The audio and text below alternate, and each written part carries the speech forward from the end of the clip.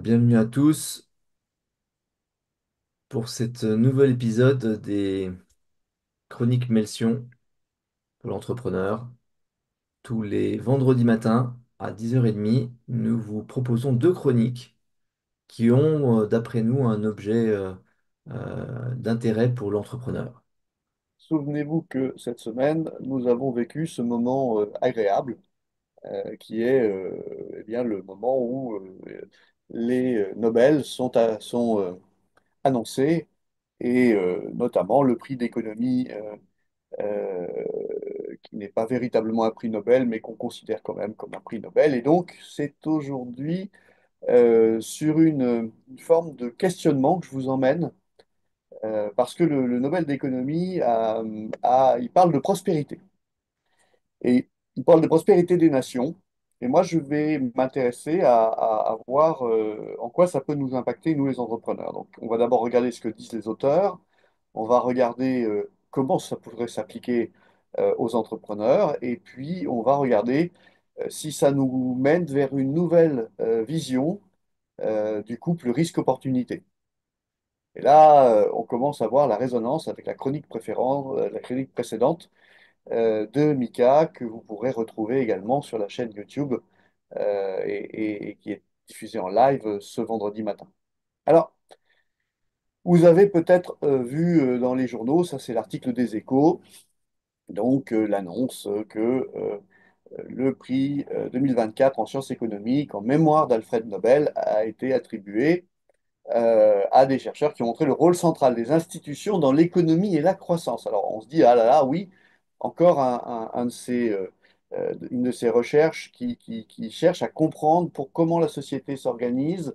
Est-ce que selon la méthode dans laquelle la société s'organise, est-ce qu'il y a des prospérités différentes? Évidemment, vous avez ces trois chercheurs, Daron Acemoglu, Simon Johnson et James Robinson, qui sont pour les deux premiers enseignants au MIT et le troisième à l'Université de Chicago, et qui étudient donc le rôle de la démocratie et des droits de propriété, le droit de propriété privée, dans la prospérité des pays.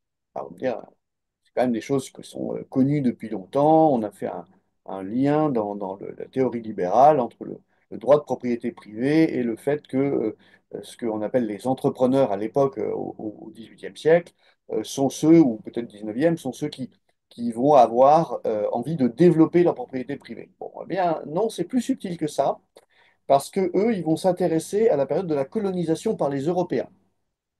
Et avec beaucoup de prudence, parce que ce sont des sujets complexes, hein, l'histoire, c'est très difficile à étudier, ils vont essayer de dégager des types de colonisation et l'influence que ces types de colonisation ont eu sur les institutions qui ont ensuite été mises en place, et puis de ces institutions mises en place, le degré de prospérité qui va en découler quelques siècles plus tard. Là, c'est un sujet intéressant d'un point de vue théorique. En quoi est-ce que concrètement on peut se rattacher à ça? Essayons de voir un petit peu les étapes de leur raisonnement. Alors d'abord, ils ont trouvé deux types d'institutions qu'ils ont appelées inclusives, alors c'est un mot très à la mode, ou extractives. Ils ont regardé ça et ils se sont dit, tiens, c'est intéressant, pourquoi tel type d'institution est mise en place dans tel type de pays? Euh, eh ben, ce sont les colonisateurs, quand ils sont arrivés, qui ont décidé d'organiser la société d'une façon A ou d'une façon B, pour simplifier. Et ils l'ont fait parce que c'était dans leur intérêt. Mais alors pourquoi est-ce que les colonisateurs ont mis en place des systèmes différents? Alors et c'est là que ça devient euh, subtil. Ils disent dans les régions qui étaient prospères avant la colonisation. Par exemple, les Caraïbes avec la civilisation aztèque. C'était des régions densément peuplées et avancées technologiquement, avec des institutions, etc. C'était l'intérêt des Européens d'établir des institutions économiques, disent-ils, extractives. On va prendre la richesse, en l'occurrence par exemple l'or, et on va l'emporter vers l'Europe, ce qui va globalement faire une prospérité qui décline dans ces pays qui étaient riches et avancés au moment où le colonisateur arrive. À l'inverse, dans les régions qui étaient pauvres et donc moins densément peuplées, par exemple le Canada et le nord des USA. Les Européens arrivent, ils peuvent facilement s'installer, enfin facilement, plus facilement, hein. Il était, disent les auteurs, dans l'intérêt des colonisateurs de mettre en place des institutions économiques inclusives, c'est-à-dire où en fait, eh ben, finalement, on crée une forme de démocratie. Et ils pensent que du coup, dans ces zones-là, les institutions ont permis d'aller, notamment le droit de propriété privée, vers une prospérité à long terme. Donc, vous voyez le schéma. On va dans un pays qui a beaucoup de ressources naturelles. On crée une structure pour capter cette ressource naturelle, l'extraire du pays et l'envoyer en Europe. Donc, typiquement, effectivement, ce qui s'est passé dans les Caraïbes. Ou bien on est sur des zones où il n'y a rien à ramener en Europe, il y a juste de la place pour s'installer. Et dans les deux cas, on crée des institutions très différentes. Alors, je me suis demandé, qu'est-ce que ça pourrait être la traduction de ça dans le monde des entrepreneurs? Et je me suis dit tout de suite qu'il y avait deux grands sujets. Donc le premier sujet qu'on va voir là dans dans cette slide, c'est que, il y a des marchés d'opportunités immédiates dans la vie de l'entrepreneur, et puis il y a des marchés qui évoluent progressivement. Donc le marché de l'opportunité immédiate, eh bien, il mène à une croissance rapide et souvent très rentable. Et donc, c'est un moment où on va avoir des équipes jeunes comme collaborateurs et qui sont assez peu sensibles à l'horizon moyen terme. Hein, on est focalisé sur l'extraction de la valeur de l'opportunité immédiate. Et on va donc être dans des stratégies de court terme et on va notamment avoir une forme de rythme effréné suivi par une chute brutale quand le marché a été exploité, quand l'opportunité se normalise. Et je vous ai donné quelques exemples que nous avons vécu chez Melsion. Le téléphone mobile, peut-être vous souvenez-vous à une certaine époque où les boutiques de téléphone mobile ont fleuri. Il y en avait des centaines qui ouvraient chaque mois partout en France et où on pouvait aller acheter son forfait, son téléphone mobile et où on avait en face de nous bah, effectivement des vendeurs qui étaient jeunes, à peine formés et puis qui faisaient juste remplir les papiers et signer un petit RIB, et puis voilà, hop, vous avez votre téléphone et vous pouvez commencer à téléphoner. Ça a été vrai aussi, multiples exemples, mais je vous en ai donné deux de plus, les cigarettes électroniques. Effectivement, bah, les boutiques de téléphonie mobile, elles ont disparu quand le marché est devenu mature. Et donc, du coup, c'est les cigarettes électroniques qui ont globalement repris les mêmes emplacements. Et donc, pareil, floraison d'acteurs, floraison, le marché explose. Là encore, des jeunes gens dans les boutiques qui font à cette nouvelle clientèle accéder à cette nouvelle possibilité de s'empoisonner. Et puis j'en ai une qui est plus drôle encore, bah, c'est évidemment la période Covid avec toutes ces entités qui se mettent à importer massivement des masques et des blouses Covid. Et pour vous le raconter, j'ai étudié le cas d'une entreprise de la région nantaise qui est installée dans un pavillon de banlieue, qui est dirigé par un couple, donc deux personnes, qui pendant des années a fait 2 millions d'euros de chiffre d'affaires et 200 000 euros de résultats, et qui pendant les 3 années Covid, en tout cas 2 des 3 années, a fait 60 millions d'euros et 40 millions de résultats. Et puis, bah, le Covid s'est terminé. Et puis maintenant, bah, évidemment, on est de retour à un étiage normal, hein, de ce qu'est cette entreprise, de ce qu'elle était avant. Donc, une mini-entreprise, peut-être même pas parler d'entreprise, hein, un mom-and-pop business, comme disent les Américains.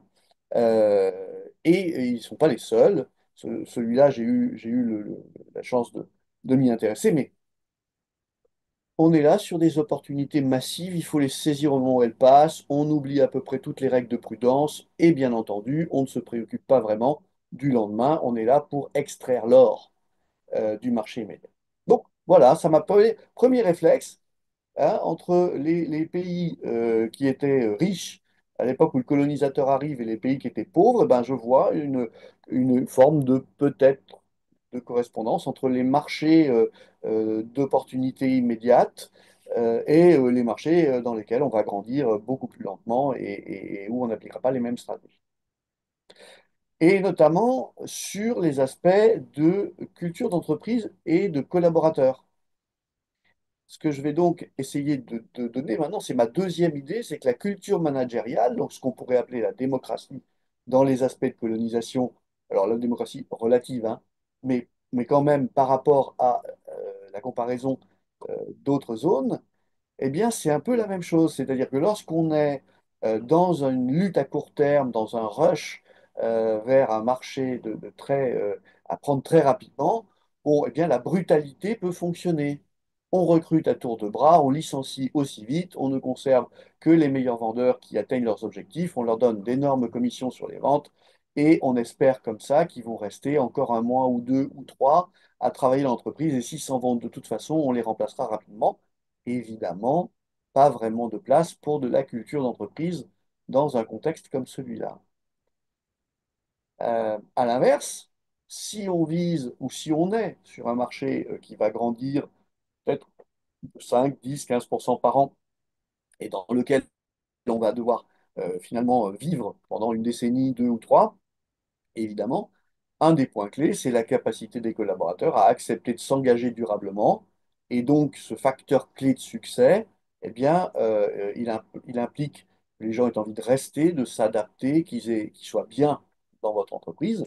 Vous, les entrepreneurs, ça veut dire que vous avez une culture de l'attention à leur égard. Vous allez essayer de faire en sorte que chacun d'entre eux soit considéré comme une personne précieuse et essayer de faire en sorte que cette personne puisse toujours être intéressé par ce que vous allez lui demander de faire et que vous puissiez l'amener au mieux de ses capacités.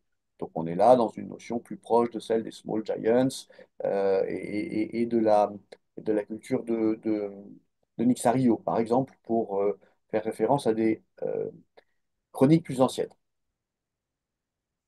En conclusion, ce que ça m'a fait penser, ce que ça m'a évoqué, ce Nobel, c'est qu'il y a effectivement deux grands moments dans la vie de l'entrepreneur potentiellement. Le moment où on croise une opportunité exceptionnelle, euh, mais l'importance de l'intérêt économique va avoir probablement pour conséquence la fragilité de l'organisation. Et puis, ces moments de croissance plus lente où on a le temps de créer une culture durable.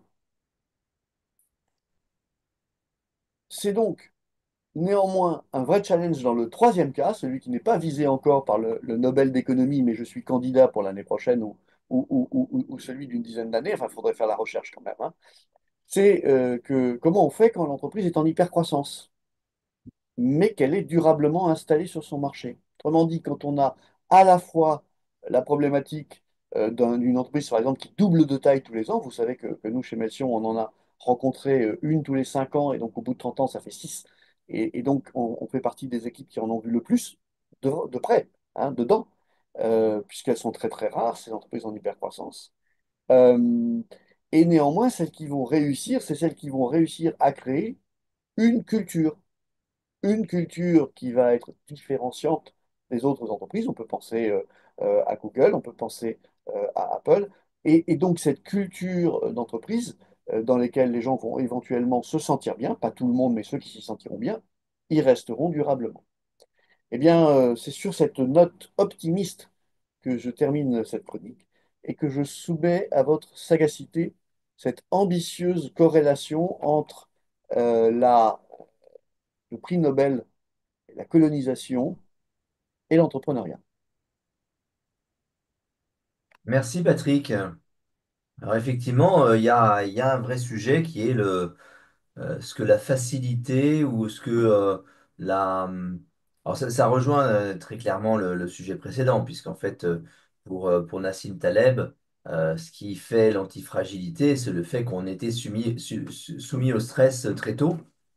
Et ce que tu décris, c'est une situation où on a tout d'un coup une absence de stress qui arrive finalement en paquet plus tard. Donc un relâchement du stress. Donc c'est très intéressant. Et puis moi, ça me rappelait toutes ces histoires d'industrie de guerre qui se sont développées n'importe comment pendant 3 ans, 4 ans, et puis qui après ont dû prendre la main sur l'état profond pour retrouver un marché, retrouver des façons de se redévelopper. Donc, fabriquer des tracteurs quand on était des fabricants de chars et inciter l'administration à subventionner les tracteurs. Même chose pour les fabricants de gaz, pour les producteurs de gaz qui se sont mis à faire des, des, euh, des produits insecticides et pour les producteurs de munitions qui se sont mis à fabriquer à produire des engrais. Et puis, donc pour le reste, tous ceux qui ont poussé les États-Unis à la guerre froide en expliquant que c'était terrible ce qui risquait d'arriver, on était dans un affrontement incroyable, et toute chose dénoncée par Eisenhower 10 ans plus tard. Donc on est face à des choses très comparables en fait, des gens qui ont vécu dans une situation incroyable pendant quelques années, qui vont tout perdre et qui vont, pour se réadapter, influer incroyablement autour de leur univers. Et toi qui es un bon spécialiste de l'histoire de l'or ramené en Europe et de l'hyperinflation qu'elle a générée en Espagne, est-ce que tu Oui, avais cette idée que les institutions mises en place par les colons sur la zone Caraïbe différaient des institutions? Alors, il faudrait les creuser la recherche, hein. ouais, J'avoue que là, il y a quelques heures de travail supplémentaires ouais. pour voir qu'est-ce qu'ils voient comme différence dans le type d'institution. Parce que c'est une idée que tu avais déjà entendue. Écoute, non, et puis intuitivement, j'aurais pas mis la zone Caraïbe comme une zone densément peuplée initialement. Tu vois, initialement, c'est vide, enfin c'est vide, il y a des tribus, on les a massacrés. Non, Euh, pas chez les Aztèques, quand même. Il y a des grandes alors, cités, il y a, tu vois, Alors effectivement, la zone Caraïbe, si on va sur c'est la à ça qu'ils partie font Amérique référence, en fait. centrale, Mm, mm. c'est plus effectivement la même chose. Et là, les zones aztèques, si tu veux, l'empire aztèque a effondré 70 ans plus tôt. Donc, ce qu'il y avait, c'était une survivance vague de cette époque. Et c'est pas des zones extraordinairement riches. Tu vois, comme c'est pas comme qu'est-ce qu'il y a comme zone qui a été une zone de pillage. Tu sais, les zones de pillage, c'est plutôt depuis qu'on a le pétrole, etc. C'est là qu'il y a effectivement du pillage, mais on est un peu après la colonisation finalement. Euh, Est-ce qu'on peut faire une différence au niveau français entre des colonies pures comme l'Algérie et des zones comme l'Afrique équatoriale ou Afrique occidentale? Mais les historiens disent là-dessus que la France a plutôt perdu sa chemise là-dedans que, elle n'a réussi à piller les pays. Il y a peut-être une petite différence, parce que je repense, tu vois, j'ai pas eu le temps d'aller chercher, mais je repensais à nos comptoirs en Inde ou nos comptoirs Ouais. en Chine, et où on était probablement, et en tout cas les Anglais ont très certainement eu cette approche extractive que les auteurs appellent extractive, dans lequel en fait on prend la richesse de tous ces pays, on la ramène vers le cœur de l'empire. Mais bon, voilà, c'est pour dire que Écoute, le sujet est polémique, hein, parce que toi, l'Inde est un endroit où les Anglais ont laissé des institutions. ouais, Pourtant, en termes d'extraction, on va parler à des Indiens de ce qui s'est passé dans les années 30 et 40. Je t'assure que c'est oui, ils s'en souviennent extraction, bien. Ils s'en hein. souviennent Ils ont bien. réussi à créer de la famine en Inde. Ouais, ouais. Et les Indiens s'en souviennent encore. Donc intéressant, pas. C'était juste un riff, hein. Moi, je Oui. n'endorse pas là, Mais, mais, mais, la mais pour recherche de ces autant, trois personnes, mais mais pour autant, il y a une grande pertinence à relier ça à des entrepreneurs qui se trouvent dans des situations où effectivement ils sont en absence de stress et eux et leur structure risquent de souffrir et de n'être pas capables de subir le choc après. Ou alors il faut une incroyable euh, il faut que le rôle de chaman de l'entrepreneur soit incroyablement fort pour dire les gars, là on sait que si on gagne c'est parce qu'on a vachement de chance et on doit se préparer à l'après. C'est pas simple, mais c'est effectivement la manière d'en sortir. Il y a, enfin, alors déjà, merci Patrick. Effectivement, ça apporte un éclairage différent notamment cette adaptation hein, de cette idée pour les entrepreneurs. Et un des points que ça soulève, c'est peut-être aussi le point de l'intention lorsqu'on va sur un marché. Et pareil, est-ce qu'au moment où on prend la décision, on a toutes les informations? Je pense que non. Mais par exemple, lorsque les colons débarquent dans les Caraïbes et qu'ils trouvent beaucoup de ressources, effectivement, il y a une notion d'urgence. Et dans les notions d'urgence, c'est un peu comme les catastrophes. Enfin, lorsqu'il y a un ouragan, enfin, on va pas commencer à construire des grands bâtiments, mais l'armée va mettre en place des tentes ou des choses un peu de fortune, juste pour pouvoir apporter, on va dire, les premiers soins. Et là, en l'occurrence, en termes, si on compare ça avec les institutions, on a mis en place vite fait des petites institutions pour nous permettre d'extraire ce dont on avait besoin. Alors que si l'intention, c'est de rester là, eh ben, on va peut-être créer des institutions plus solides, moins éphémères. Mais là, pour le coup, c'est une question d'intention et comment est-ce qu'on pourra avoir toutes les informations pour vraiment décider de est-ce qu'on va rester là ou est-ce qu'on est juste en train d'extraire des choses.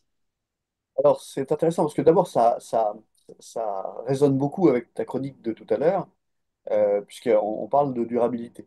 Et donc, on parle d'écosystème, et donc on parle d'un écosystème extrêmement abondant, où, par exemple, une rivière poissonneuse ou un lac poissonneux et la tribu qui s'installe là, du coup, a beaucoup à manger, et on peut parler d'une ville qui s'installe au confluent de deux grandes routes commerciales et qui va être prospère. Pensez à Lyon, par exemple, qui est un exemple parfait de croisement, finalement, de routes commerciales très, très anciennes. Superbe.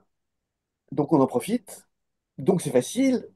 Et puis le jour où la ressource n'existe plus, le jour où la ressource disparaît, ah, quelle est donc notre raison d'être et comment est-ce qu'on s'adapte à ce changement d'environnement? Moi, j'ai observé aussi qu'il y a une question de nature. Tu as des entrepreneurs qui adorent ce genre de marché où il n'y a pas de règles, c'est la foire d'empoigne, c'est le plus rapide qui réussit. C'est aussi des gens qui travaillent énormément, puisque pendant cette période, ils vont travailler probablement 7 jours par semaine et 15 heures par jour. Euh, et du coup, évidemment, pendant qu'on est en train de faire rentrer les commandes, de gérer les stocks, de recruter des gens qu'on ne connaît pas en leur disant ah, toi, t'es cariste? Non, mais tu sais bien parler, viens, tu seras vendeur dans ma boutique. Bah, on n'a pas vraiment mis en place de méthodes de formation, d'accompagnement de ce collaborateur pour qu'il soit durablement trouver plaisir à travailler dans l'entreprise. Il y avait vraiment une forme de résonance assez amusante hein, aujourd'hui. Totalement. Et enfin, juste pour aller encore un peu plus loin, tu vois ce que raconte du coup Olivier.